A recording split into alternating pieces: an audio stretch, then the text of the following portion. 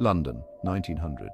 The Victorian era was fading. A new century was dawning. London was a city of 7 million souls, a bustling metropolis. Pubs were the heart of social life. A pint of beer was more than just a drink. It was a ritual, a way of life. But little did Londoners know a shadow was about to fall on their beloved pubs. A silent, invisible threat lurked in their beer, a danger that would leave hundreds dead and thousands ill. It began subtly, a creeping sickness. People felt unwell after a visit to the pub. Stomach cramps, vomiting, and a strange tingling in their limbs. These were the first signs. Many dismissed it as a bad batch of beer, a common enough occurrence in those days. But as the days passed, the symptoms worsened. Some experienced paralysis, their limbs heavy and unresponsive. Panic spread through the city like wildfire. Word of the mysterious illness raced from pub to pub, from street corner to tenement building. People were dying, and no one knew why. The hospitals overflowed with the sick and dying. Doctors were baffled, unable to pinpoint the cause of the affliction.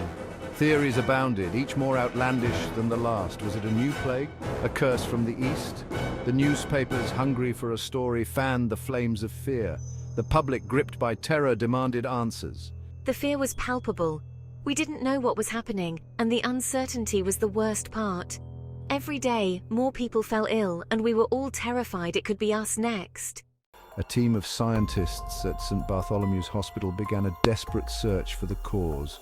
They examined the bodies of the dead, analyzed samples of the suspect beer, and interviewed the afflicted. The symptoms were baffling, unlike any known disease. Then a breakthrough. Dr. Edward Turner, a sharp-minded chemist, noticed something peculiar about the urine samples of the sick. A strange, almost metallic sheen. Could it be arsenic? The thought sent chills down his spine. Arsenic, a potent poison, was known to cause similar symptoms, but how could it have gotten into the beer? The investigation took a new, urgent turn. The trail led them deep into the heart of London's industrial underbelly, to the sugar refineries. Beer in those days was often sweetened with sugar.